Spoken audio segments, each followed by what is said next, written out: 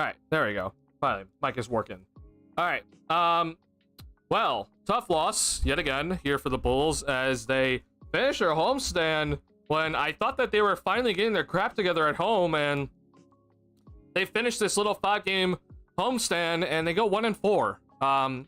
Some horrible losses, especially to the Atlanta Hawks team that had nobody playing except for some G Leaguers and players that made their NBA debuts. So, props to those guys for coming out and just absolutely destroying the Bulls. But flat out it's just disappointing just to see some of the play that we're getting from some certain guys, and we're not seeing the consistency from people that we need to see. But overall, though, I mean, if you're someone that's like, man, we got to win every game here, like this is pretty rough, bro. Not good by the Bulls the last couple of games. If you're one of those people that are looking at this stuff, I mean, again, we're talking about L tonight against Charlotte, who didn't have Brandon Miller, and L against Atlanta's G League team, who had nobody playing in that game. Pelicans have had their struggles overall, but Zion did play, so I'll give you that, but no Brandon Ingram for them.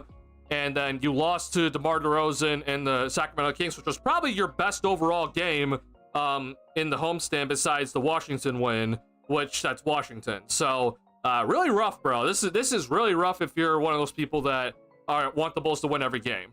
For someone like me, though, that I'm looking at this team and I do want to keep the pick, like this is sort of ideal. It doesn't necessarily mean that some of these teams are going to be, taking over the Bulls, right? But specifically Sacramento, that was, Sacramento winning that is probably best case scenario. But these are some close games, bro, that the Bulls have kind of just dropped. And it's kind of shocking just to see them drop some of these, because you expect them to come out and be better than some of these teams. But I do think that this shows that there is still a lack of talent on this squad. As much as people want to think that this team suddenly kind of hit a gear and was like, oh, like start of the new year, things are looking better. I still just think that there's a lack of talent on this team. There's just a lack of talent overall from top to bottom on this roster, because you still see that no matter what game it is, that it's Levine and Vucevic that are carrying this team throughout the game, right? But unfortunately, when it comes to the others, okay, we're not seeing the consistency from them. We're seeing some bad games, some good games. People want to say that Josh Giddey is talented, but I mean, this is one of those games where I'm like, I don't think Giddey can really see floor time. Patrick Williams is legitimately nowhere to be found, and I am yet again going to be harping on him tonight because he is flat out just been disgustingly bad. People want to say to me that there's talent on this squad, but there just isn't. And hence the reason why I still will tell people that there is not enough talent on this team for you to believe that this is a playoff team. They have highs that look pretty okay, but their lows are seriously low. And this right now is definitely a low point when it comes to this bowl season, when it comes just to these guys trying to win games. Again, someone like me, I'm like, hey, I can live with this loss, I can definitely live with this L and look at the standings, be like, okay, you know what? We're hopefully not going to be passing up San Antonio, Sacramento, Phoenix, or Pistons anytime soon, right? But I know other people, though, that they believe in the young talent on this squad to take that next step to show, like, hey, we're actually pretty close to being a playoff team with the young talent taking that next step forward. And unfortunately, the young talent just hasn't. Like, I'm sorry, but the unfortunate part about this season so far has been that the guy you traded for has been very, very underwhelming. Patrick Williams signed a new contract, and he had some good stretches, but the bads are very, very bad. Kobe White hasn't been as good as last year overall, but I mean, he's had some all right moments, but a pretty rough overall December month, right? And Io just got back from injury, but yeah, it's overall frustrating, and it just really annoys me because I don't think there's a lot of talent playing ahead of some of these guys, but Matas Buzelis, in my opinion, right now is more talented than Patrick Williams and guys like maybe even Julian Phillips, obviously Taylor Horton-Tucker, but definitely Dalen Terry. And he's only got 4 minutes tonight, which is absolutely flat out disgusting by Billy Donovan. So that's my opening overall statement for you guys to start the stream. Welcome in, everybody. Appreciate you checking in. And I appreciate you coming into the stream yet again. yeah, I promise you that we will be breaking down the final sequence. I think that overall that was a very good play designed by Billy Donovan, and I think it was overall fine with what happened overall. But we'll break it down. Zach drive overturn challenge. They said legally, so you can hit the shoulder over drive and knock it away. So now we know he could challenge that too. I don't know, honestly, bro. That's a 50-50 call. That it just seems like that's always going to go against the Bulls. Because I promise you, if that was the exact same situation, but the uniforms are flipped and the Bulls are the ones challenging that, it doesn't get overturned. Not only did Mark Williams hit Zach in the shoulder, but then he hit Levine's hand that the ball was going to. And I'm just like, that's also illegal. Not sure how exactly that worked out, but sure, I guess we'll take that and learn from it, and we'll be heavily annoyed with the officials moving forward if we challenge something like that and it doesn't go our way. So yeah, we'll definitely take that and put it in our pockets and move forward with it. For keeping your pick, yeah. Vooch rushed the three a bit, looked like maybe. I do think that Vooch maybe rushed it just a tad because we saw, I think it was Bridges was closing out on him. That's okay though. I mean, again, I can live with it. Again, good look, good play design, good look. Had time to get it off, he just missed it. So, you know, you live with the results at the end of the day. And if you're like, well, like, you know, I know a lot of people are gonna say that if, let's say, Zach got the shot on the play design, right? And everyone's gonna be like, oh my god, why didn't you go to Vooch? Vooch was just dominating, and like they couldn't stop Vooch. Like, well, Vooch got the shot, so I'm happy that Vooch got the shot. He got a great look at it. He just missed it. So I think overall you just gotta move on from it. Yeah, Vooch had one hell of a game. 40 points. This is the Vooch I want to see with the efficiency, man. I mean, he was not missing many shots at the rim. 2 for 6 from 3-point range is fine. 13 rebounds as well. But like this is the Vucevic we got to see moving forward, right? In terms of efficiency, this is what we were seeing at the start of the season. He's kind of tapered off a little bit since December, but this is better. This is much better efficiency overall, and I'm happy that we're seeing it again. So hopefully Vooch can kind of get back on track here with his efficiency, because a lot of things recently have not gone great for him in terms of at the rim, but this is good. This is a really good sign for him. We were finding parlays more than wins this year, but back haul still pissed me off. Yeah, I can understand that. We absolutely started Vooch in the paint within the arc. Why did I before he start taking a three? Vooch still crushed though, and the pick helps the mindset, but I always want my team to win. I mean, look, once again, I'm just gonna say it. If you're wondering at any point, like, is this team playing to lose? No, they're not playing to lose. The Bulls players and Billy Donovan as coach is always trying to win games, as they should be. No matter what, you're gonna get the best effort every single night from this team overall. I mean, again, Hawks game, we won't talk about that. But no, I'm okay with that shot. I actually think it was a pretty smart idea because the pick and roll was destroying them. You're right, BKR Sports. You're right that the pick and roll with Vooch was just absolutely destroying them. But I actually like it when a coach decides on the last play, a drawn up play, you go away from what was working and you try to see if you can surprise the defense and get a different look out of it. And that's what they got. They got a wide open Nikola Vucevic 3-point shot at the top of the key off a good pass from Zach. I'll live with that every single time. I understand it's well, the pick and roll was destroying them. We don't need a three. You know, why don't we just run the same thing? I always just say that defenses adjust, and so while I understand that you're well, why don't we just go back to what was working? You called a timeout. You gave the Hornets a chance to talk it over. So I promise you that they probably talked over what they were going to do against the Levine Vucevic pick and roll. I promise you that was good. That was talked about. So I think that because if you can just think one step ahead and be okay, well, here's the play that's been killing them, then let's instead change it just slightly. It's the same exact play, but instead you have Vooch fade to the 3-point line and throw the defense off. Hey, I can legitimately live with it. And again, Vooch had 38. Sorry, he had 40 points at the time. I can live with the shot. So again, I don't mind it, honestly. I understand a lot of fans oh my god, why did you settle for the 2? At the end of the day, it's a wide open 3-point shot from a guy that has 40 points. So, you know, I always just kind of say think about the context, and I think you just live with it at the end of the day. You're the showing too. I agree. 5 points for a $90 million man, bro. I won't. God Almighty, man. I will be going in on Patrick Williams yet again in the stream, and I'm sorry that I will be doing it, but oh my God, bro. I'm out. I'm running I'm out of patience. I'm out of excuses for him. I'm out of things to say, honestly. Patrick Williams is just bad. He is just so bad. And the fact that he, like, this whole little slump for him is messing up the rest of his play shows how bad of a player he is. And it's unacceptable. Like, I need Donovan to seriously think about making a lineup change.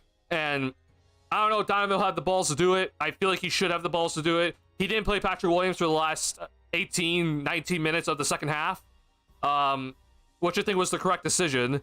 But yeah, something has to change with Pat. Yeah, you gotta step it. I agree. Josh Giddey did not have a good game either. Giddey had had multiple turnovers that were unacceptable.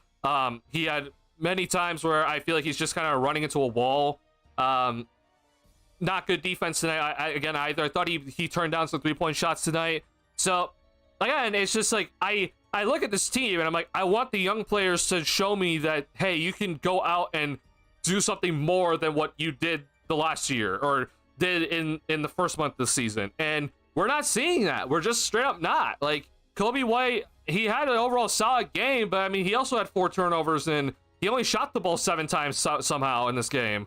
Or he had 3 turnovers, excuse me. But it's just like, I don't know what to really think about some guys, honestly. And Kobe has been one of those people, unfortunately, this year where I'm like, I don't really have faith in you that much right now. Like, you're hot and cold. Like, there's some nights that you put up like 30 something, and the other nights I'm like, where are you? You're missing every 3-point shot. In the game against Atlanta, he was not good. Like, that's just the frustrating part about this, is because, like, yeah, this is a close game, but it's a close game because Vucevic is going off for 40. And Zach, you know, he's had like an okay game. And I'll give Kobe his credit for tonight. Like, he had 18, so that, like, give him his credit with 8 assists. So there's that. But like, the reason why this game is close and you came back from double digits 3 times in this game, it's not because of Josh Giddey. It's not because of Patrick Williams. It's not because of Julian Phillips. It's not because of really, I mean, Io was okay, but he's not really the sole responsibility for why this team came back. It's not because of Dalen Terry, and it's not because of Montes Buzelis, because he had 4 minutes today. Jalen Smith also had a pretty, meh game. Didn't hit a 3. So, like, it's not because of the young players. The game is close because Vooch has 40 and Levine has 19, 8, and 6. That's it. Like, that's the only reason why it's close. The offense overall, though, is just, it's not great when it comes to the other guys and their overall consistent production. And that's the frustrating part about it. So the locker room has talked about how much of a rough stretch this has been, and I agree that it's been a pretty rough stretch. The New Orleans game was pretty rough. Losing that Sacramento game was also just rough, I think that they felt like they should have probably won that game, but they didn't. And then the New Orleans game was not good. The Hawks game was obviously treacherous, and then tonight is also not very good. You're down double digits 3 separate times. You came back from all 3 times, but you didn't win the game. Defense is still a problem. Offensive rebounds, you have 13 offensive rebounds still, even after you just talked about it the last game, which is unacceptable by this team. 26 second chance points for the Charlotte Hornets tonight. That's unacceptable. Yeah, just straight up bad. Now, I do think that, once again, I think that the offensive overall, like, the way that the identity of this offensive squad, the faster tempo, the overall offensive sets throughout a game, it's still pretty okay. The team is still passing the ball at a very nice rate. 34 assists tonight still. 50% overall from the field. 13 turnovers is not horrible, but it's kind of in the middle. It's a little more on the high side, though. But either way, you still had 34 assists. So, like, yet again, like, I still think that this team, they continue to pass the ball very well. The shot disparity is still very good. I mean, look, even Patrick Williams in his 16 minutes took 8 shots tonight, right? But like, Kobe had 7, Giddey had 7, Lonzo had 6, I had 8. Like, I mean, it's a very good shot disparity with Vooch and Levine leading the way, obviously. But it's overall it's just still disappointing from some of these guys that I'm like, I look at you, I'm like, I want to see more offense, or just you take on more offensive responsibility, and it's just not happening so far. And that's the most frustrating part about it. And so, the offensive engine overall is going fine. But it's still not good enough from other guys consistently, especially from the younger players. Renegade first half, most part, but bad second half. I think the first half was okay from Giddey. I don't think it was really anything special. He had some nice passes, obviously, that, you know, didn't show up in the assist column because of a missed shot. But, you know, still just typical stuff from Giddey overall, where it's just like, I feel like you should have pushed it here, you didn't. You should have shot the 3-ball here, you didn't. And then you decided to attack the lane here and try to go for a layup here, and you miss. Yeah, it's not great. But not to mention that some of the turnovers from him tonight are just unacceptable from him. Yeah, knocked out a couple threes tonight, but he was underwhelming past few games too. Dalen hit those threes, but like I honestly think that was the only thing he did today. Nothing else. Like nothing. He didn't cut well. He didn't finish at the rim. His defense, I don't think, was anything spectacular. I understand it's only 6 minutes, so it's like hard. It's like I can't be like too critical of him. And yeah, he hit those 2 threes, which is nice, but I don't think there's anything spectacular from him either.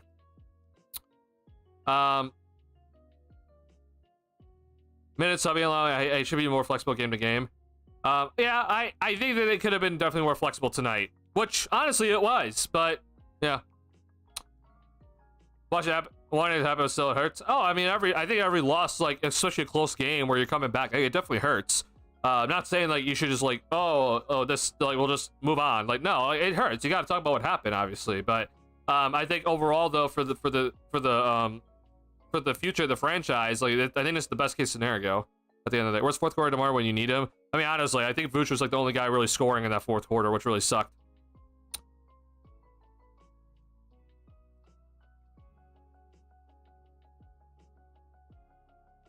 Lights are off, it's Ruben. So yeah, I don't mind them shooting, like, you know, like if you like want a buzzer beater, like I always say this, if you get an open look before, like even if it's like early, like if there's still time on the clock, and even after you shoot it, like, you know, there'll still be time. If you just get an open look, you shoot it. Like I don't want you to hold on to the ball and then potentially risk you not getting another good open look on the last play. Like I've always said it, like if you get an open look, just shoot the damn ball. If you get a drive to the basket and a wide open layup, just shoot it. You just take it. Even if there's gonna be time left on the clock, like that's okay. Just take it. Like I'm not gonna be upset if you just happen to miss it, or if it goes down and there's like 10 seconds left on the clock. Like that's fine. You have to take the open shot when it's there. I'm not gonna be critical of it if you just happen to miss the shot. Like I'm not gonna be upset about it. Or if you have time left on the clock and like they get a chance to take the last shot, like that's fine. You gotta trust your defense then. Loses to the Hornets borderline make me want to trade our stars for picks. I mean, hey, we've been trying to do that all season long. It's probably not gonna happen still, but hey, we've been trying to do that. Honestly, Calvin. He'll play 3 minutes the second half. Oh yeah. I missed. He sat the last 21 minutes of the second half for P. Will. Question part about Kobe is when his offense isn't going, he's close to a cone. Oh, I agree. I think even tonight you saw that Kobe was a cone tonight. Like, there are moments tonight where I'm just like, I don't know what Kobe's doing on defense, which is, you know, again, not necessarily his fault. He just lacks physical tools to be a good defender. Question part about Kobe is, legit feel like we were cheated. I don't know about that. I think if you're down 3 double digits 3 times in the game, you probably don't deserve to win the game, honestly. You came back, and obviously the refs did fuck you over in that one little spot where I think Levine did clearly get fouled, and they decided, no, he's not fouled, which I'm just like, what? That makes no damn sense. So, okay, we'll take that moving forward. But that's just officiating. Like, the officiating is just so bad at this point that I'm just like, I don't even know. The 2-minute report will say the challenge was wrong. No, the 2-minute report's going to say it's correct because they did review it. So I guarantee the 2-minute report's going to say it's correct. Even if it is the wrong call, they'll say it's correct. Without Vooch and Zag's team would be like Washington. I don't know if we would be Washington necessarily, but we would definitely be like Charlotte Hornets level, in my opinion. Yeah, I could see us definitely being down there. Has been one of the best rebounding teams in the NBA most of the season. No, they definitely have been. Charlotte's been a very good rebounding team all season long, but it's unacceptable for the Bulls to talk about giving up second chance points in the locker room against Atlanta and not rebounding effectively, and Vooch calling out guys, and then give up 26 second chance points tonight and give up 13 offensive rebounds. Like, that is unacceptable from that standpoint. Like, I don't know if you want to blame Donovan, if you want to blame, you know, the players, go ahead. I'm not here really to try to do specific things, but you know, that alone, though, in my opinion, is just unacceptable. Not to mention, one more time, Patrick Williams had 0 rebounds tonight. Okay, so like, if you're like one of those people that get pissed off at the Bulls giving up offensive rebounds consistently, which has been happening a lot recently, which is like, the Bulls have been one of the better defensive rebounding teams also this year, but more recently, though, it's been an issue where they can't secure the rebound. If you're pissed off that they can't secure a defensive rebound recently, go look at Patrick Williams. Like, I'm being dead serious. Go look at him. Because the whole, if you're going to tell me that it's because Patrick Williams is guarding the best guy in the perimeter, I'm telling you right now, that has not been the case this season, okay? Patrick Williams has not been guarding the best perimeter player this season. I'm sorry. He hasn't. Like, Levine has taken the challenge. We've seen Ayo Dosunmu when he's out there. We've seen Kobe White at times, but we've seen a lot of Lonzo as well. But Patrick Williams has not been that guy, okay? Like, Patrick Williams is not on LaMelo Ball today, all right? I want you to understand that the whole argument that people keep telling me, like, oh, well, if he's out there guarding the best perimeter player, then, like, it's hard for him to get the rebound because he's contesting the shot constantly. That's not the case, okay? That has not been the case this season. You don't even have an argument for this year, okay? Patrick Williams is not giving the effort. He is not in the right positions. He is just ball watching. He is not boxing out guys. He has effectively been a bad rebounder this year at all levels, both sides of the floor. It doesn't matter what side of the floor it is, okay? Patrick Williams cannot play 16, 17 minutes in a game and only have 0 rebounds, okay? That's unacceptable from Patrick Williams, okay? If you're upset that this team continues to give up defensive or offensive rebounds, how about you go look at your starting power forward that has 0 rebounds for the game? I'm sick and tired of the whole, like, well, he's guarding the best perimeter player, like, oh, he's not, you know, blah blah blah blah blah. I don't want to hear it. I'm being dead serious. I don't care. I legitimately do not care what you're gonna tell me. That he is not guarding the best perimeter player on a consistent nightly basis at this point. Okay, he is actively guarding a forward, and he is not getting the rebound. He just has to do better.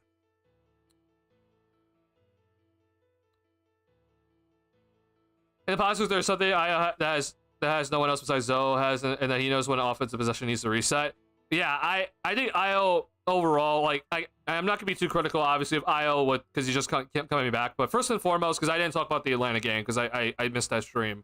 So Ayo, first and foremost, he's looked good. Like, his speed is there. He clearly looks like he has no fear, and like, he's not worried about his injury. So that's always, like, first thing is just like how you moving, and he looks like he's moving on both sides of the floor pretty well, offense and defense. He's getting over screens pretty effectively, so I'm not really concerned about his mobility at the moment, which is great. When it comes to his overall decision making, like, I think he's still attacking the basket with good authority, still pushing in transition when it's the correct time. I do think, though, that he still kind of needs to look for the 3 ball just a tad bit more. But overall, I think I've been happy with it. But I do agree, though, like, he does a good job of, like, if he's pushing it, he's like, oh, like, that's not, like, there's too many guys here, he'll pull it back out. And that's valuable, obviously, because I think if you look right now at what Giddey's doing, like, Giddey just mind boggles me sometimes, because I feel like there are moments where I think he needs to push it, and he doesn't, and then there are moments where he does push it, and I think he's running to a wall. And, we saw the offensive foul kind of in the 4th quarter. But we saw it even, like, in the first half, where it's just like, I don't know what that goal was there, and he's, like, forced to, like, make, like, a bad play to, like, bail himself out. For some reason, Kings game hurt me more, probably because it's DeRozan. There's a play where a fast break was stopped by good Hornets defense, and he passed it back to Kobe to reset the play while other players panic and forces. I agree. I completely agree, Viper Strike. Yeah. I'm convinced we should have played Montes and Phillips more from the beginning of the season and played THT, Giddey, and P.O. less. I really think our team would look better if we were developing right. Well, I understand what you're saying. That, like, yeah, I think if all the young players were developing correctly, then yeah, I think we will all look a lot better right now. But at the same time, like, if you're, like, Donovan can only do so much when it comes to this sort of stuff. When, like, if you're gonna say, like, the Bulls haven't developed these guys, when are we gonna actually just start looking at the guys alone? Like, forget the coaches and forget the front office at the moment. Like, Patrick Williams has just sucked. Like, I'm sorry, he has just sucked recently. It's been unacceptable levels of sucking for him. So like, yeah, sure. If you want to say that like P. Will needs, like, if he just didn't play as much and he had Phillips and Buzelis playing more, and you know, ideally those guys develop, then yeah, I think obviously the team looks a lot better. But that's not guaranteed. Guys have to take it upon themselves to like actively be better. Now though, I will say with the way that things are going, yeah, Donovan's got to make a decision, because I think honestly, like, Julian Phillips has been nice overall, like, in just his effort. I think his defensive versatility isn't necessarily fully there just yet, just because he's too thin at the moment. Which, again, I think that's going to change as he gets older and he gets stronger. But, I mean, I see some things. But in 17 minutes, then he had 4 rebounds. Like, that, and all 4 were offensive rebounds. Like, that alone is 400 times more than what Patrick Williams did today. And so, like, I appreciate the effort from from Phillips. The 3-point shot still isn't really where it needs to be for Phillips just yet. But like, you see like the effort, you see the explosiveness from him and the athleticism. Buzelis though, I'm just confused at why he only got 4 minutes tonight. That to me, with like no THT tonight, you're still missing Torrey Craig. Like, you need to play Buzelis tonight. I don't care what your thoughts are. Patrick Williams is sucking. He can't do shit right now. I just need to see Buzelis out there. Now, maybe Donovan is like hell-bent on that Phillips and Buzelis are both 4s. Like, maybe that is like stopping Donovan from playing more Buzelis, because he wants Dalen Terry out there instead to play the 3, instead of having one of Phillips or Buzelis playing the 4, or 3 and 4.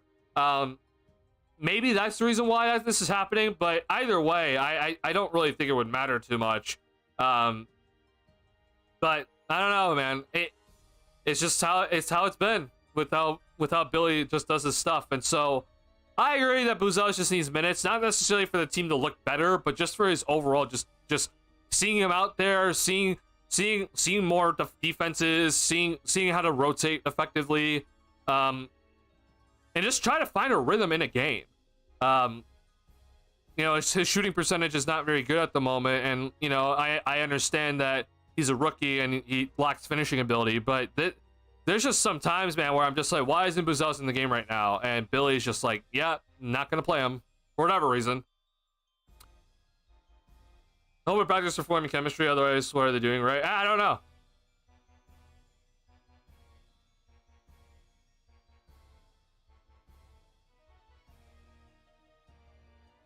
Is it just me, or getting in the 1 and 2 quarter versus getting in the 4th slash clutch is like a completely different player? I mean, he's been up and down this year when it comes to when he plays his best. Like, let's go back to the Memphis Grizzlies game early in the season. Like, he had a very good 4th quarter in crunch time.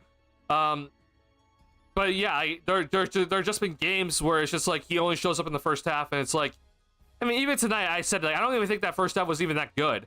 Like, it was okay, but like, it wasn't anything spectacular. But then obviously, like, the second half tonight was just absolutely disastrous. Like, he turned down some 3-point shots. He turned the ball over when he absolutely can't. Forced his way to the basket when he shouldn't. Like, nothing good, honestly, in the second half. Where do Bills go from here? Blow it up or try to add a superstar, try to turn it around? Why it's earlier, stand pat? I mean, I've always just said that they need to rebuild. Like, I've been, if you're questioning my stance on what the Bulls should be doing, I've always said, since they didn't trade Alex Caruso at the deadline, and neither did they trade DeMar DeRozan at the deadline, I've always said that they need to hit the rebuild button, because they don't have the assets to go and try to retool and get back to being competitive. So if you're wondering my stance on it all, like, they need to go and rebuild. Obviously, you need to trade Vooch and Levine to do that, which I don't know if that's going to happen, but you need to try to do anything in your willpower to go and rebuild. So again, I've said, like, trade Torrey Craig, because I think he'll be easily movable. If you're able to trade Kobe White, because if you're not aware, Kobe White turns 25 in February here. So I don't know what you guys consider a young player right now, but like, you know, Kobe's been nice. I think he's developed pretty well in the Bulls, with the Bulls front office and under Billy Donovan. But I I just look at him like, well, he's more of a win now player at the moment, so I would personally look to move him. Obviously, I'm looking to move Levine and Vucevic at all cost. Again, that's what I would personally do. Will the Bulls front office do that? No, they're not going to do that.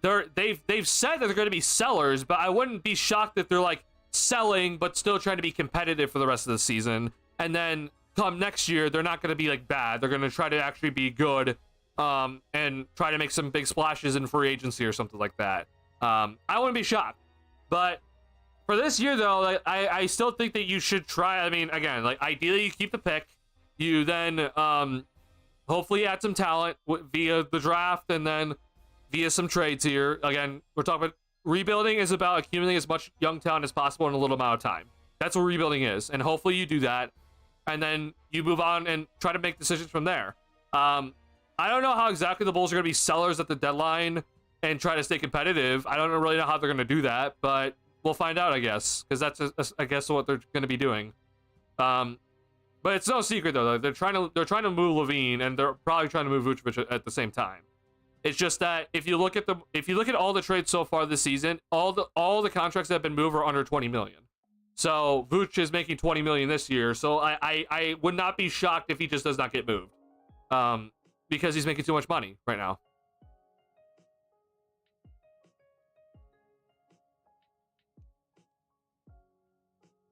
But I don't know. Like, if you're wondering like what I think the Bulls are going to be doing, like I genuinely do not know. The front office continues to make me upset because like they keep giving out little hints like, okay, yeah, we're trying to sell Zach, but then we're also trying to like go and get this. We're going to try to like get this win now player. Like I don't know what they're trying to do. Like if you're, I will say this, like if they're actively going to be like, no, we're going to try to go win now, and they make a trade for Zion, like if they somehow pull this off, which again I don't know if this is possible or not, but like if for some way somehow they're able to like do this trade with the Pelicans because the Pelicans just don't want Zion anymore, and like you pull off this trade, all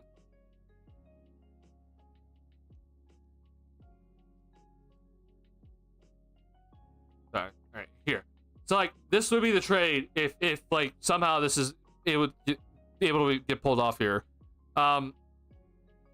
Like if the Bulls go and somehow do this trade at the deadline, like I wouldn't be that upset because then at least you're picking a lane here, right? Like you're showing to everybody like, no, we're still going to try to be competitive. We're still going to try to like go and win as many games as possible. We're actively going to try to make moves to go and win, right?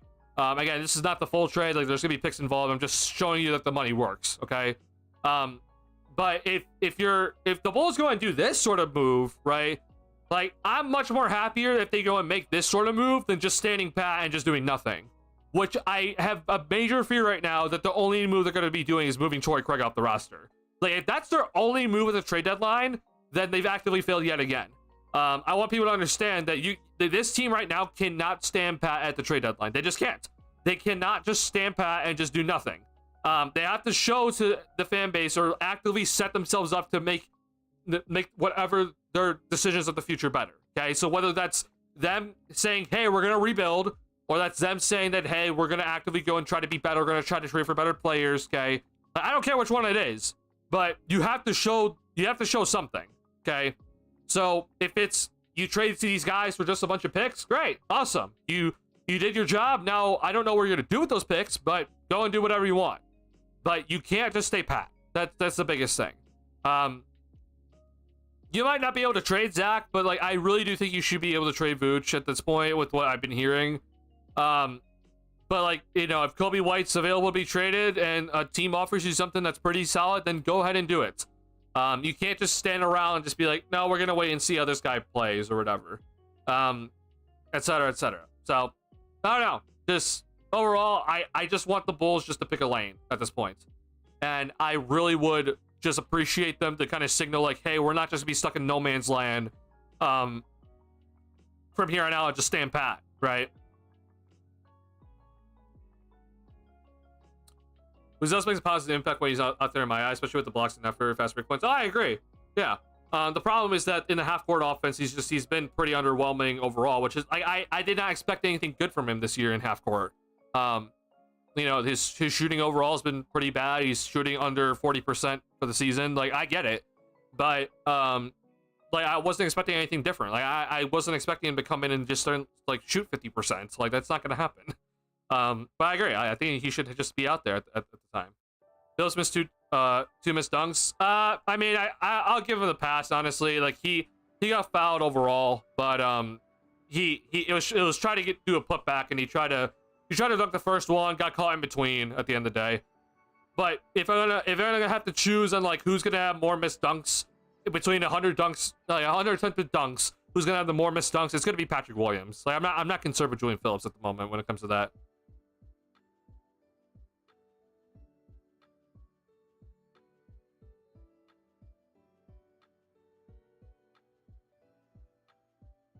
Yeah, I mean, honestly, again, when it comes to Zach, if they just have to write out his contract, that's fine. Like if they're actually trying to hit the rebuild button, they just have to write out the deal. Like that's fine. I promise you again, not the next year for Zach. I'm talking next season. Okay, if for some reason Levine is still in a Bulls uniform for next season, which I'd be utterly shocked if he is, but if it does happen, okay, I think that will be the last year under his contract because he's gonna decline the player option. Assuming he has a healthy season, like a relatively healthy year, I promise you he'll decline the player option because he's going to go out and try to get more money in a new contract. Like he knows he's not going to get the max, but like, you know, if a team's willing to spend 30 million a year on him, like that's, you know, he's going to, instead of making 49 million in his last year of that contract, he instead decline that and guarantee himself, you know, an extra 120 million or something like that on a 4-year $30 million deal, right? Or per year deal. So I promise you, like I'm already telling you, like I think if for some reason they have to write out the deal with Levine and they're trying to like get rid of him, like that's fine. It's not ideal, but that's okay.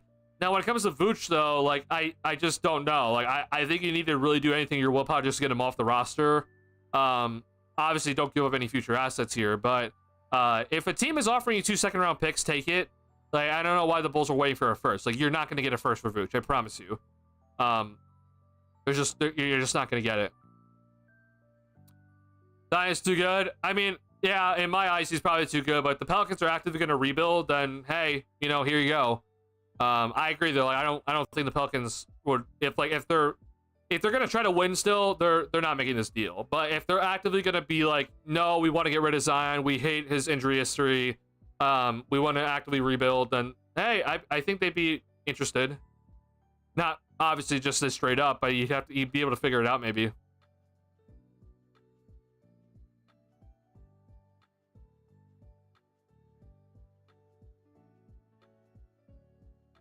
Our offense will be next step besides getting stronger. I've said for Buzelis that like I didn't expect him to come into this year and be like, oh, I'm gonna shoot 50% from the field and, you know, shoot 36% from 3-point range. Like I didn't expect that. Like I'm like, listen, he needs to just come in and just show me that he can just kind of play within an offense, and I think he's done that.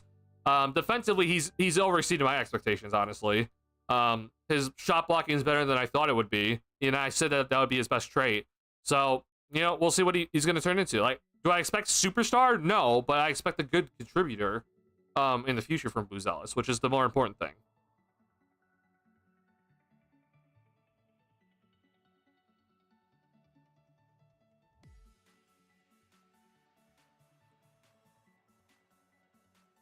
Hope no major. I also would hope for no major injuries for anybody, honestly. Like, especially, you know, if Levine is just riding out the contract here. So yeah, overall, again, like we'll just see what happens with it all.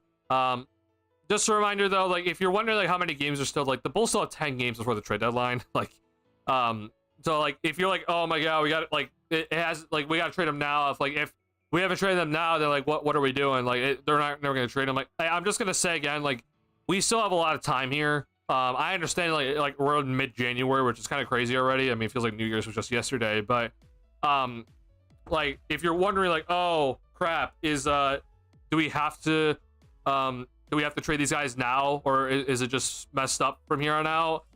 There's still time. So teams still have to play a lot of games before we get to the trade deadline. So maybe a team does get like actually desperate for Vucevic, or a team is suddenly interested in Kobe White, you know, 2 games before the trade deadline. So like, don't panic and basically what I'm saying of like, oh, we're not gonna make a move. If you're wondering, am I concerned that that's gonna happen? Yeah, I am. Like, I'm actively concerned the Bulls are gonna do nothing at the trade deadline, and we're just gonna ride out the season, make the 10C, make the play-in tournament, lose, and ideally then we keep the pick, but we'll see. We might lose it. Like, I actively think that is a possibility. But at the same time, though, like, I don't want to be like, oh, we haven't heard any more rumors on, you know, Torrey Craig or whatever. Like, oh, we're not going to trade him. Like, we'll see. Like, there's still time here when it comes to this sort of stuff. So, again, overall, though, I'm going to pull up a tweet here. Like, of all the contracts that have been traded so far, which have not been a lot, okay, here are the contracts being traded so far. None of the players recently moved had a greater salary than 20 million plus. Okay, so D'Angelo Russell had 18.7 million. That's the biggest contract that's been moved. DFS, you know, 15. Dennis Schroeder 13. D'Anthony Melton made 12.8. Right. Like, this is the reason why I am definitely concerned that like both Levine and Vucevic are here for the rest of the season. Like, I am definitely concerned about it, but when it comes to then like Kobe White though, or Torrey Craig, or like I guess we won't be talking about Patrick Williams at all really, but like I guess like Javon Carter, Chris Duarte in a sense, like I think it's possible. Like, I do think like those guys could definitely be moved. Like I maybe Javon Carter is kind of a you know, last, like that's like a last ditch hope, but like, you know, I wouldn't be shocked if like Chris Duarte is like sent to some team and like some sort of like salary filler move or something. So I'm gonna really hope the front office does things right. It's a bad front office to trust and put your hope on, but I'm just gonna be overall like, hey, this is hopefully gonna happen at the end of the day. Okay, real talk. Or sorry, I'll get to you, Viper Strike. What do you think is Buzelis' peak is like? Do you mean like overall as a player, or do you mean like on either end of the floor? I'll give you both answers in terms of like both offense and defense. So, again, I've been very adamant that Buzelis needs to play the 4. Like, I've been like hella adamant about that. Like, I think he needs to be a 4, not a 3. Like, I know Stacey Keen's like he should be able to play small forward. Like, I just don't think that's the best case scenario for him. So in my opinion, I think Buzelis, in terms of his defense, if he's playing the 4, which he should be actively playing, then I see the guy, he's a guy that can average like 4 stocks a game. So like I'm talking like 2 blocks and like potentially like I'll say closer, let's just say 3.5. But I could see him if he's starting and playing actively, like, you know, starting level minutes. I could see him averaging 2 blocks a game and then like a steal and a half per game. I can also see him being a guy that defensively he can switch pretty much 1 through 5 at his peak. So like you can actively put him on bigger guys, and you can also put him on smaller guys if you need to switch the pick and roll. I also think that his help defense is going to be like it's going to be a very solid help defense. It's not going to be Giannis, okay? What Giannis does is otherworldly, okay?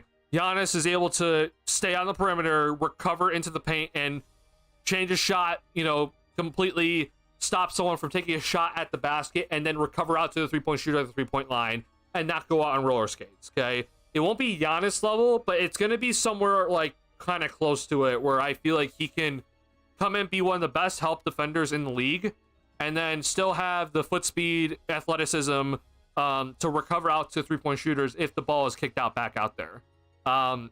I look at a guy that is potentially one of the most versatile defenders that the Bulls have ever seen in their history.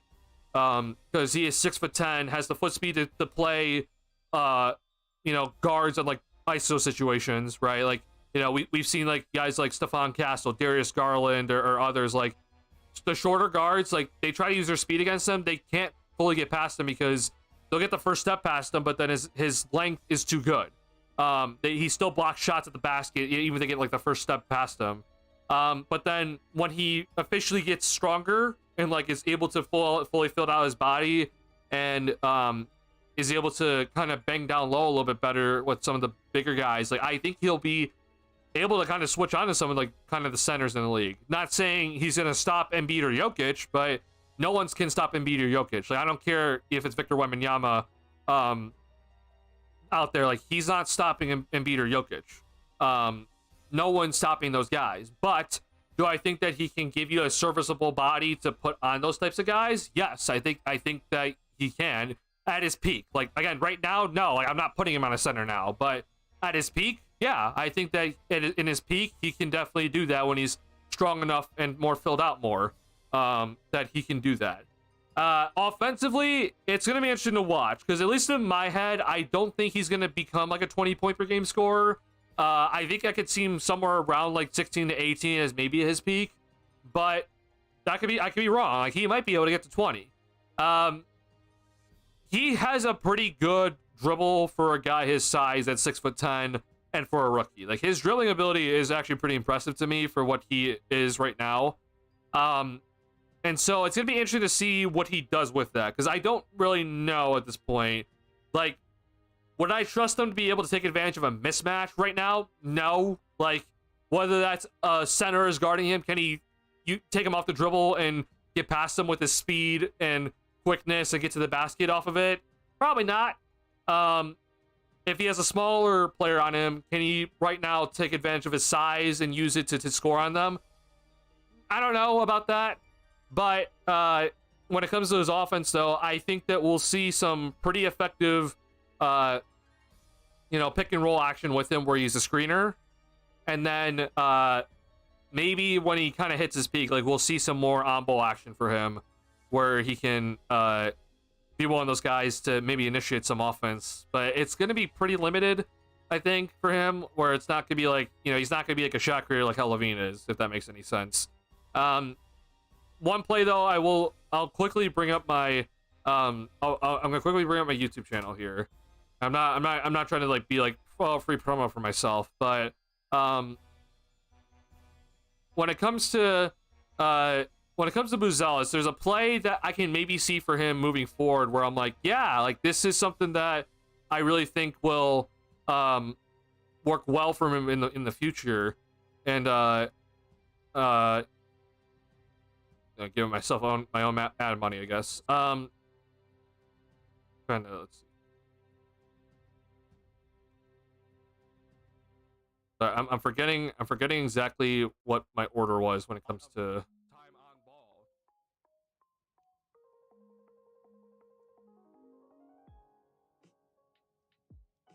So here's where I'll show you this play, just because, like, this is where I'm just kind of questioning with Buzelis. Like, is he gonna be able to do this in the NBA? Like, the G League's one thing, but like the NBA is a different thing. Okay, so I thought my Epic pen was open. That's so funny because this is up on the screen. So let's watch this. Like, is Buzelis gonna be able to do this sort of play where he's able to be the ball handler of his pick and roll action, reject the screen, shoot it off the dribble? Then, like, I don't know. This is kind of like my biggest thing with him. Like, I don't really know if this is gonna be possible. In a perfect world, he is, because if he is able to do this, then I'm looking at a 20-point per game scorer. But I don't know if this could be something he's going to be able to do consistently in the NBA. His handle's pretty solid again. It's just that I don't know. But I personally think what we're going to be seeing a lot from Buzelis is this sort of play, okay? Actually, this might not be the play. Hold on. Okay, this is the play I was looking for. Okay, like this sort of play here, where you see me drawing on the screen here with this stuff, like, where I can see him being a guy where if you set a pin down for him and he comes up and like gets a handoff action, like, I think this is where he's gonna probably be pretty effective. Like, this really isn't like a full out pick and roll. Like, he's not really initiating the offense in this sort of scenario. But this is typical action from an NBA today, and with a guy that with his size and his athleticism, like, I think you're putting him in a proper spot here to kind of take advantage of the, his overall skill set, right?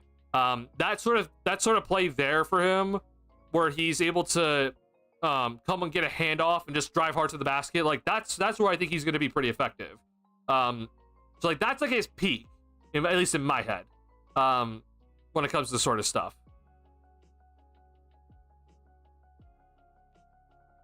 I think his floor is very solid to good at four on both ends of the floor, and a core guy that would stick around for the organization for multiple contests.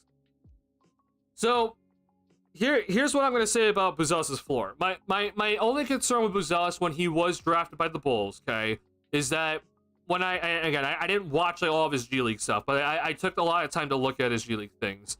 My only concern for him, and this is what I was worried about with his floor, was that he might be one of those guys that is like a jack of all trades guy, where like he can do a little bit of everything. Like he can handle a little bit, he can score inside a little bit, he can sort of shoot off the dribble, he can sort of hit the 3-ball. He's like an okay rebounder. Defensively, like he's okay, but he's not like incredible. You just kind of just go down off the list. Like he's a jack of all trades guy that can like kind of do a little bit of everything, but like he doesn't necessarily excel at one thing, right? So like we're talking like he's like an okay shot blocker, but like he's not really that great. His defense on the perimeter is like meh. His interior is like kind of solid, but it's not, you know, the best in terms of help defense. His scoring ability is like, let's just say as a starter, it's like 13 to 14 points per game. His rebounding is only like 5 to 6 rebounds a night. Like he doesn't necessarily pass the ball effectively, right? Like that's where like that's like his floor, where I'm concerned with him. However, though, I think already in just this rookie season, he has shown me that his defensive floor is much higher than what I thought it would be. Like his defensive floor is already, he's going to be a very elite shot blocker and help defender. Like that's already going to be there, which that alone is just going to help him be much better as a player. Offensively, it's just still, I still have that worry where I'm like, I don't know what he's really going to turn into. I don't want him to only be just a catch and shoot 3-point shooter on offense, but I am also aware that like he might just not have the overall skills to be more than just that. So yeah, it's just gonna be interesting to kind of watch. I do think that the Bulls need to start looking into, again, not this year, but down the road, like him as a screener, as a either pick and pop option or a pick and roll option as a screener. I think is a very good idea to kind of look into. I'd be very interested to see how he would kind of work in that sort of role. So that's kind of just my overall thoughts with him. Kirilenko, unless he gets bigger, that is defensive upside in my opinion. Kirilenko is a very good overall comparison. Buzelis has already talked about Kirilenko, like kind of, you know, looking at his film and stuff. So I do agree that like his defensive floor or his defensive ceiling is probably Kirilenko and what he was able to do. Like Kirilenko was able to play 3 or 4, but Kirilenko's one hell of a help defender. Can guard bigger guys. Like, yeah, Kirilenko was very good. Thinking out his ceiling, anyone too small or too big would be a mismatch as long as he improves his dribble. Yeah, if he actually hits his ceiling where it's like his dribble is really solid, he can ISO guys and take them off the dribble easily. He can shoot the 3-ball at like a 38+% clip. And his finishing, you know, turns out to be like extremely good, which I'm hoping it will turn into that because, you know, he's pretty athletic and already very tall. Like, yeah, that'll be awesome. Like then we're looking at an all-star. But that's hoping for a lot. Like I don't know if he has all that, you know. If we just have, though, again, like if you're wondering, like, if we have a you know, like think, I guess in the sense, like think Aaron Gordon, but think more help defense, because Aaron Gordon's also a pretty good perimeter defender. But like think Aaron Gordon, but he's, you know, think the rebounding, think the defensive stuff that Aaron Gordon brings, you know, the versatility, the strength, the height, right, the length. And think Aaron Gordon, but like a better shot blocker, if that makes any sense. Think that way, and then hopefully he turns into at least a better 3-point shooter than Aaron Gordon is. Like that's where I'm really hoping that we get. If we get that, right, where we're getting guy that averages like about like, let's say 16 points per game and like a 37% 3-point shooter. Again, like 3.5 stocks per game, blocks and steals per game. Let's just say 8 rebounds, right? Like that will be very, very good. Like I'll be very happy with that sort of production from Buzelis. If that is his ceiling, like that's a very, very impactful player. That's a very helpful player to any squad. That's something that I'll be very happy with if he turns into that. Buzelis ran a lot of the offense for the Ignite, even though the team was terrible. His shot creation is more developed than you would think. Oh, I'm aware that he ran a lot of the offense for the Ignite. I'm just saying though that like that's G League, okay? That I don't like. Is that something that he's gonna do now? Absolutely not. Like that, he's not able to do that now. I promise you, he's not gonna be able to do that now. Is that something he's gonna be able to do down the road? I'm definitely interested to see, but he's definitely not gonna do it now. Like, I promise you that. Like he's gonna have way too many issues right now trying to dribble through traffic and reading defenses effectively because the NBA is just better. Like I'm sorry to say that to G League players, but the NBA is just better at this point. Something about Bloxy wants to learn certain guys' tendencies too. I mean, I think it's more so with Buzelis and like if you're like wondering about like timing is definitely gonna help, but I think it's honestly just understanding how to stay vertical. Like that alone will like really give him an advantage because him just staying vertical is very effective. Just for changing shots at the basket, not necessarily, blocking shots at the basket, right? I think if his confidence is there and he's giving the green light, he could be excited to watch him when he's struggling. Oh yeah, I mean, if he's giving the green light, bro, like first and foremost, again, he's like even with his lower minutes, like he's in and out of the rotation, he doesn't lack confidence. Like Buzelis does not lack confidence. That's the biggest thing with him. Where I'm like, I have a lot more faith in him moving forward than I did when we first initially drafted him. Is just because I just watch him in NBA games in not the G League, sorry, in Summer League, okay? Like he has full confidence in every shot. Like he has full confidence in every move he makes. Like that's what I want to see. If you miss every damn shot, but you're shooting it thinking that every shot's gonna go down, like yeah, I'll take that. A rookie's not supposed to make every shot. Like a rookie's gonna miss a lot of shots. It's okay. Yeah, if it just that alone just gives me more confidence moving forward, and like not only like is he gonna be just doing everything with full confidence in himself and actively training hard and trying to develop himself, but like on both ends of the floor, then like he's not going to be questioning his decisions. Like that's the biggest thing for me, and why I have more confidence than I did when he was initially drafted for his development. Some players just have that confidence and some players just don't. It is what it is. I think we know who we're talking about. Mountains ever gets 20 points per game too, maybe 69. I think Buzelis is probably going to be like at peak level is probably gonna be like 18 points per game. But I mean, if he can ever get to 20, bro, that'd be awesome. On efficient shooting, like that'd be amazing. The average 20, almost have to have quite a few games over of over 30. Well, you either need that or like you really need to always like consistently hit into the 20s. Like that's the problem. Never forget Billy for playing Mata so low this season. Yeah, I won't lie, it's been frustrating as hell. Somebody Lynch same efficient that Zach has gotten to. I mean, oh my god, bro. If he gets Levine level efficiency and scoring 20 a night and bringing the defense that I hope that he can bring, like dear Lord, bro. Like we're looking at a guy then. Like that's potential all NBA at that point. Like that's unheard of stuff. Like I don't think that's gonna happen.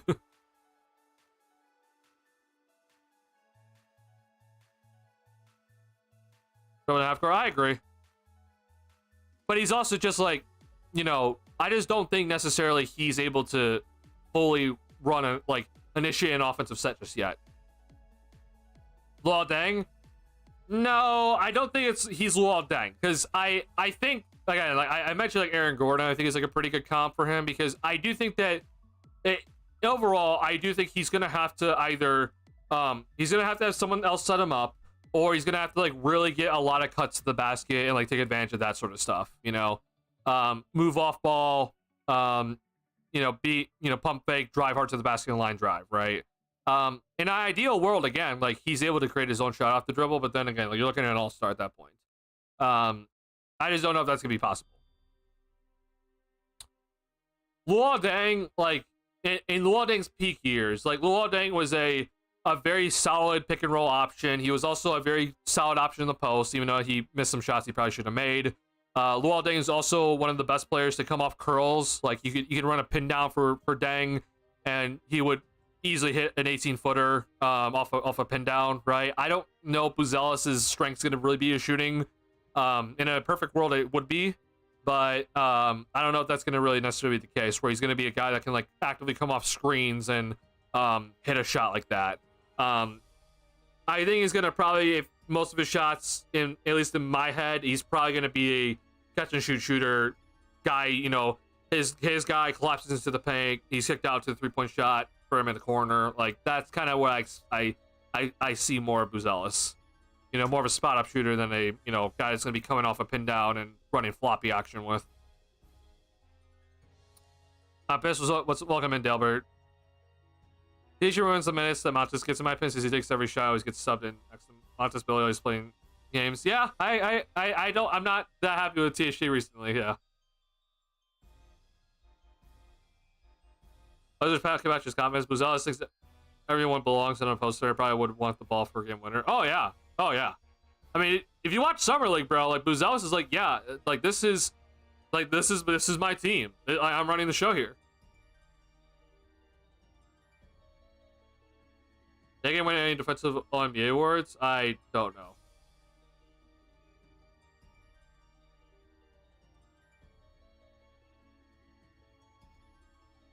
He's on. Okay, cool. Hope / Dickey become a good second or third option both ways. I'm gonna be real. I think his peak is like third option. Like, that's like peak, you know. Yeah, in an ideal world, he'll get there. Like, yeah. If you're worried about Aaron Gordon's numbers, okay, like Aaron Gordon like doesn't just go on like average like 8, okay. Like Aaron Gordon, like his like some of his like best years in Denver, like he's averaging like 16 to 15. Like, you know, more recently because, you know, MPJ has like stepped up more recently. Like he's, you know, he's going down to like 13, like 14, but like, you know, overall pretty efficient shooting. His 3-point percentage this year has been pretty good. I don't think that's gonna last for Aaron Gordon. But like this would be kind of what I'm looking at. Like I think Buzelis will get more rebounds and he'll obviously average more blocks per game than Aaron Gordon would. But this is kind of what I'm hoping for, in essence. But, you know, maybe not 13 points per game, but like, you know, we get up to like 16 points per game. So yeah, if he actually gets up to 18, then like that's definitely third option level, which would be great. Like that'd be that's a very, very great option for the Bulls then. Second option, the reason why I'm not that convinced about second option, just because second option, like there are times when the second option has to be the first option, right? Like, I mean, just think about like the second options in the league, right? So go to the Lillard and Giannis, right? Like Giannis is number 1, but Lillard is very clearly the number 2, but like he has to run the offense for the second unit, right? Like Lillard does. Luka and Kyrie, like Kyrie has to run the offense when Luka's not on the floor, right? You know, just go down the list, honestly. Like you can just kind of see like the second option has to like kind of have to be a first option, you know. Like it's a hard life being the second option too, because like the team is not fully built around you as well. Like as the second option, it's built for the first option. Like you're part of the team foundation for the first option. But you also then have to, as the second option, have to at moments you have to be the first option and run the team, but it's not fully built for you. You know, that's a lot of responsibility, right? The second options in today's game, like I mean, look at Jaylen Brown. Like guys are averaging like in the 20s easily. That's the sort of stuff where I'm just like, can Buzelis do that? Like I don't know.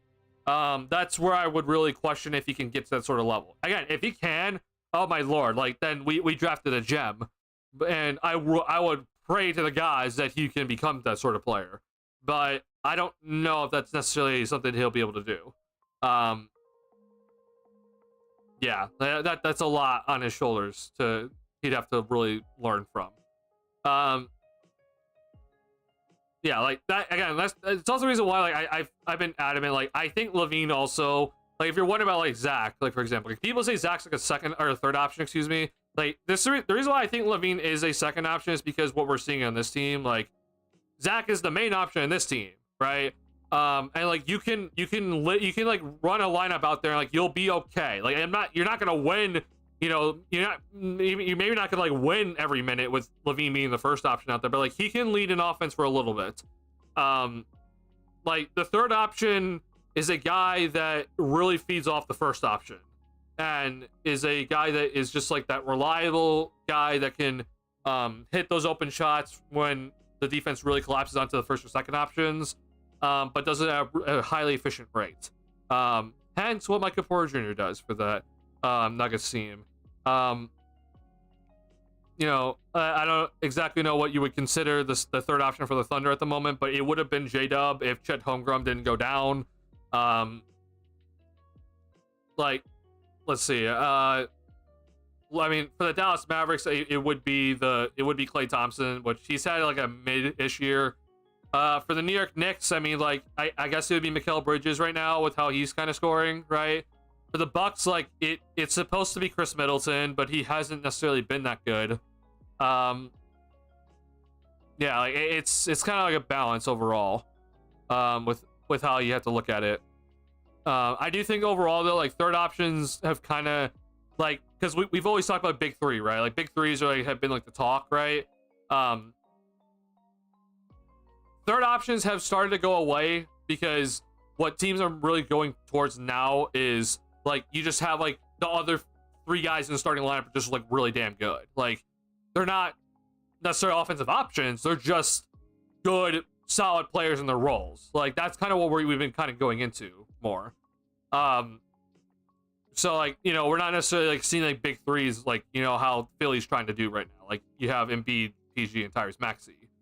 You just kind of, you're seeing a lot more teams just kind of go into like, here's your superstar, here's your all-star, and then here's then the other guys that support you really well. If Buzelis though can become one of those like a very like, you know, like he's very clearly like the third best starter below like the superstar and the all-star, like that's again I'm very happy with that result, which I think he can become that. So like that's the reason why I say third option at the end of the day.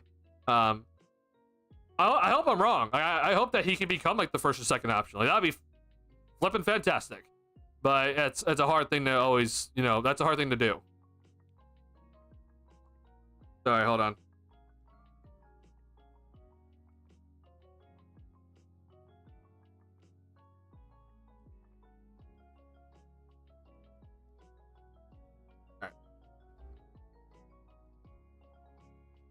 All right, see you, Rob. Thank you for tuning in. Is he a post game at all right now? So, here, I'll quickly show you Buzelis's highlight thing. So Buzelis has like, he sort of has like the Dirk fadeaway.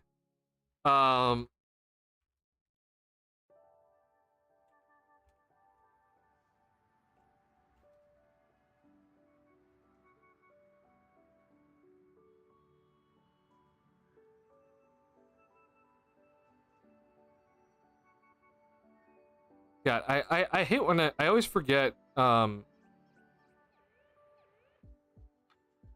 That's not it. There's a specific.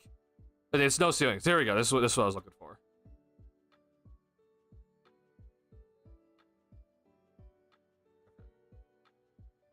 Hello? No. Oh my God. Sorry. Go back.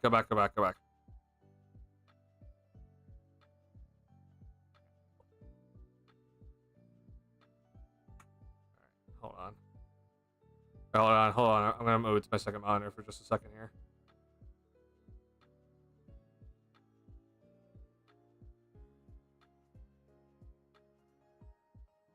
So, just so you're wondering, okay, like if you're wondering like where I vision Buzelis in an NBA offense, okay, so like here's this, okay, like you're not gonna necessarily consider this a post up, but like look, he has this in his game, which that look kind of clunky, but like, you know, it is what it is.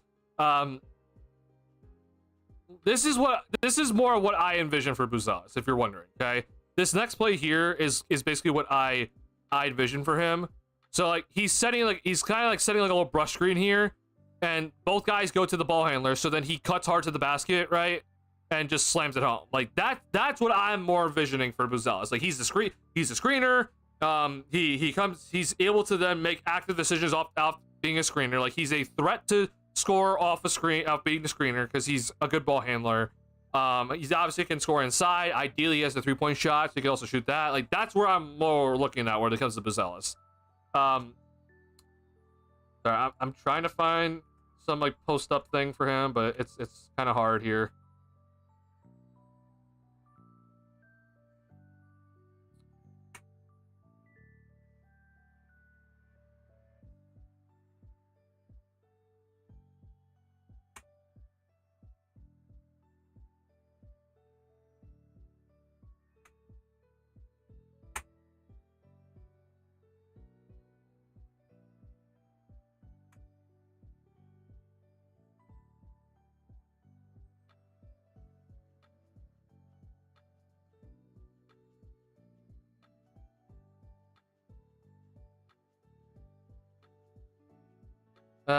This might take a while.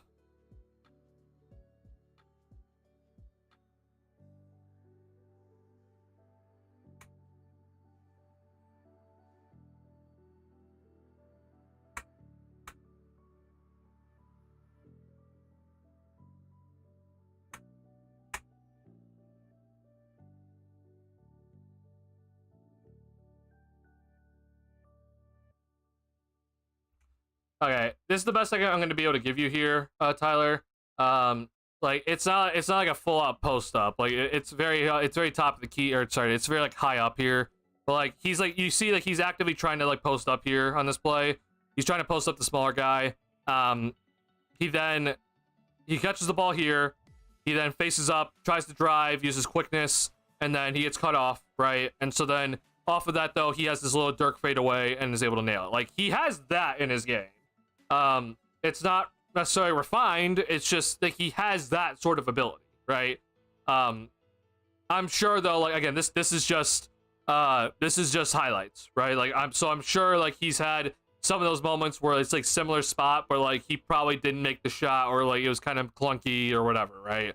So like yeah, like he has that in his game potentially as like a, you know, hitting his peak, like he'll be able to like make that shot pretty consistently, have that face-up game, and just be able to kind of do like that little Dirk fadeaway over guys. Like that would be fantastic if he has that, bro. Like then yeah, like he'll easily be like a second option.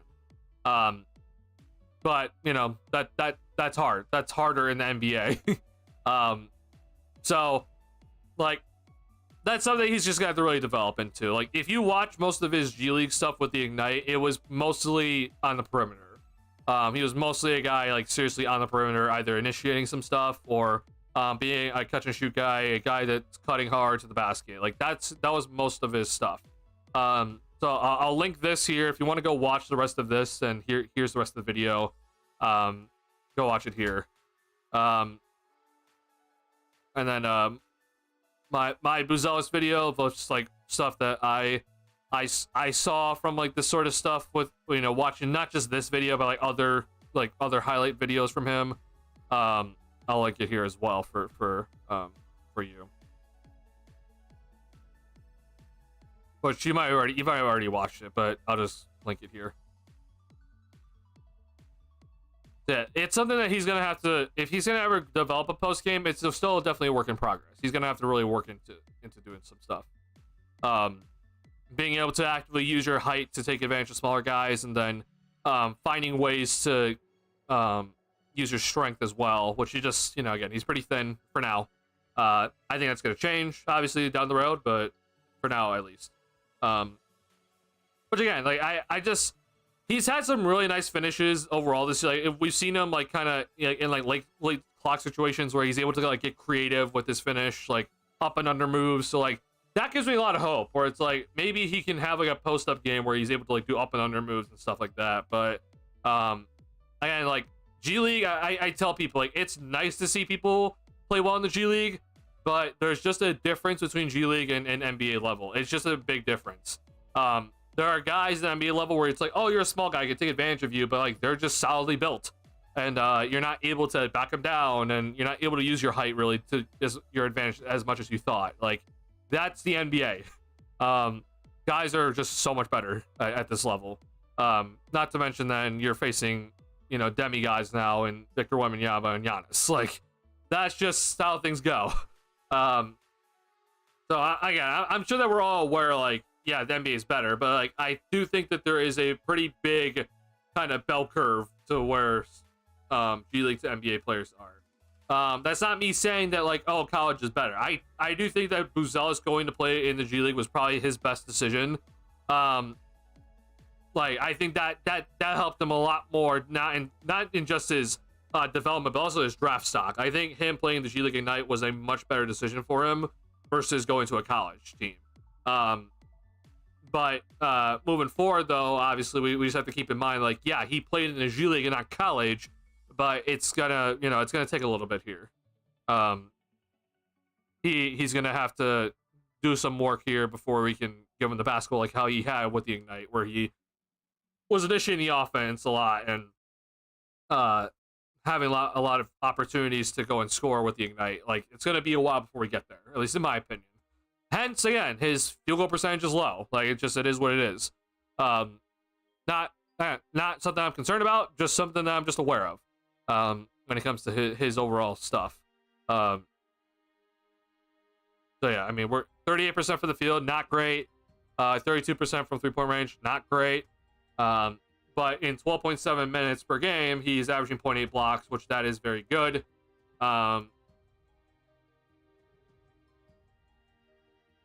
And of course, once again, just per 36 is not perfect, but his per 36 numbers is that he would average in per 36 minutes, he's averaging 2.3 blocks per game. Like, that's what I get really excited about when it comes to his development. Like, if he can really be a starter, play starting level minutes and average me 2 blocks per game, right? You know, average 16 points per game. Like, yeah, we're cooking. I feel like he shows some very good signs. Oh yeah, he's shown some very good signs. I'm not saying he has. Like, he has shown some very, very good signs. But yeah, I'm just not gonna be like jumping the gun with him just yet. He needs to play more, but he doesn't need the ball more. If you understand what I'm saying, like, he doesn't need the ball more right now. He just needs to play more. Yeah. Okay. I won't go on a Patrick Williams rant. Like, I already kind of did enough of that. I was already complaining about this. So I won't go on another rant about it, but this right here, bro, is just unacceptable.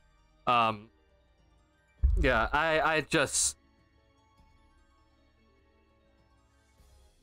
Yeah, I don't know, bro. I'm just annoyed.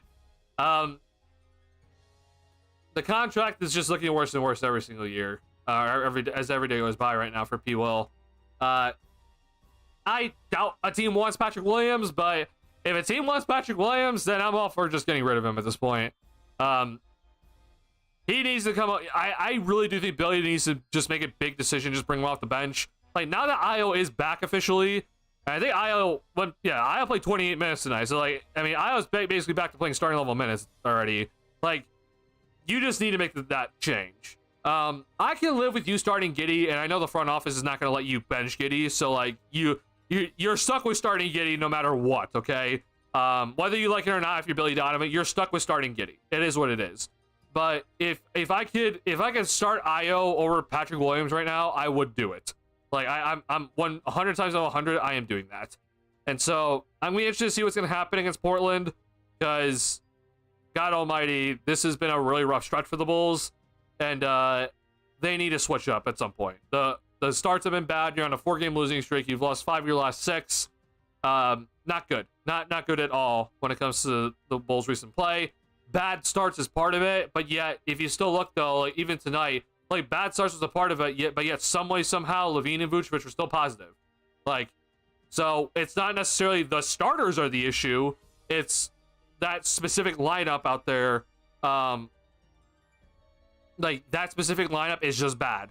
So, you know, it's gonna have to come down to Donovan either making some changes, or those guys, all 5 guys in the starting lineup have to just be better. And again, like, I'm just saying, like, not every player is bad. Like, again, Levine and Vucevic finished positive and plus minus tonight.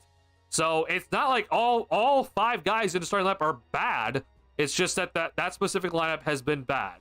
So if I'm Donovan, I'm making him change. But, you know, politics in the NBA. Okay. stream is gonna end though because I have to get up early tomorrow. So I just want to go ahead and say thank you guys for tuning into the stream though. If you have not already hit the like button on the stream, please do. It helps me out a ton. We had over 50 people checking out the stream tonight, so thank you for that.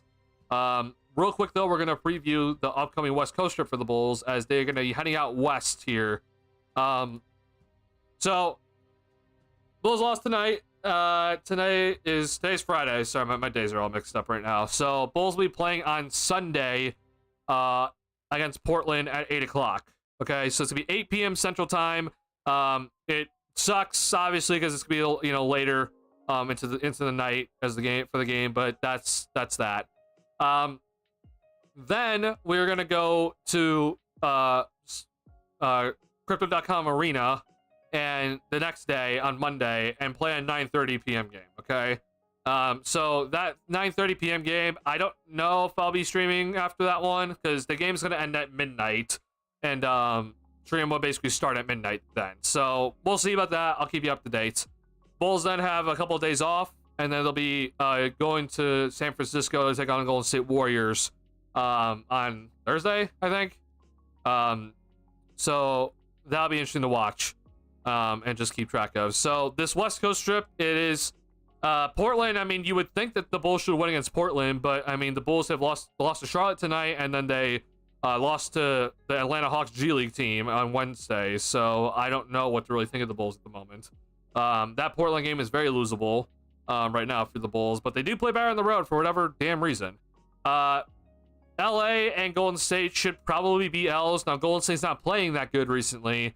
LA has been, they need every game they can get. So we'll be seeing LeBron for the first time this year.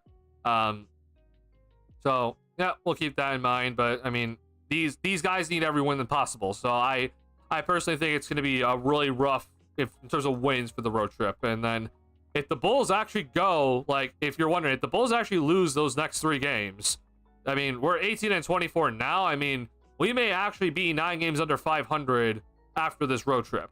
Which is funny because a lot of people thought the Bulls would be getting closer to 500 after the homestand, and instead we've gone the opposite way, and now we're 6 games under 500 off this 4-game losing streak. So there's a very real possibility the Bulls are 9 games under 500 after this road trip ends, in the West Coast trip, and it doesn't get any easier after that. I mean, the Bulls then have to face, after the road trip, they come back and face Philly, which we'll see who's available, but then you got to face Denver, Boston after that, and then you get face Toronto to end the first month of 2025. So January is rough overall. I understand that strength of schedule, all that sort of stuff, but like I've said it, like I don't know at this point where like strength of schedule, for the Bulls, like I don't know if that really matters at this point. It's like we're losing to bad teams. So I think I just think that this team lacks talent. So if you're hoping that the Bulls are gonna be winning games, like this team just doesn't have the talent to do so consistently. They'll have games where they'll hit, like 23s and win it. But then when the 3-point shot isn't going down at a very high rate, then they're just going to struggle to win games. So we'll see how this road trip goes. I just want to see better play from the younger guys. I want to see Buzelis get some minutes here. And I just want to see a game where it's like, I don't feel like Levine and Vucevic had to do almost everything on offense. That's kind of just what I'm like really hoping for. But it just feels like more recently that that it's just been Levine and Vucevic on offense. Like it's been those 2 guys consistently night in, night out have been just the guys running the engine. And while I appreciate them doing that and they're doing everything that they should, like the other guys need to do something else, man. Like you gotta show me something else. And they're passing the ball at a very nice rate. It's like the other guys will just have to show me more and take on more of the responsibility. And this is the year that Levine is allowing those things to happen. Like he's not like taking a bunch of shots per game. He's playing more off ball than usual. Like this is the year for it. And for some reason it just hasn't happened. Giddey, Kobe, Ayo, P. Will, like it just go down the list. These young guys just have to step up a little bit here. So yeah, no, I'm just upset at the young guys overall, and hence why I put that tweet out where a lot of people responded where they're like questioning, like, why did I say that we need to evaluate some of these younger guys if we're actually going to rebuild? I'm like, listen, like I understand that you think these guys are young, but like Kobe's gonna be 25 in February. Patrick Williams is, I think Pat's 23 still, but he's gonna turn 24. Like, yeah, I mean he's 23, but like, you know, like he'll soon be 24. Like, it's not like these guys are 19 and 20. Like, that's what I just want to put out there. Like, it's not all these guys are Buzelis age. So, you know, I'm okay moving on from some of these guys at this point. Like, they've had ample opportunity. It's just time to move on. If you can, obviously. Don't make just a bad trade just to make a bad trade. At the end of the day. All right, y'all. Thank y'all for coming to the stream. Appreciate y'all. Again, if you have not hit the like button, please do. Helps me out a ton. I'll be seeing you guys Sunday night. All right. Bulls start their West Coast trip in Portland, so we'll see how that game goes. All right. Peace out, y'all. Thank you for being here. Stay safe out there. Bye.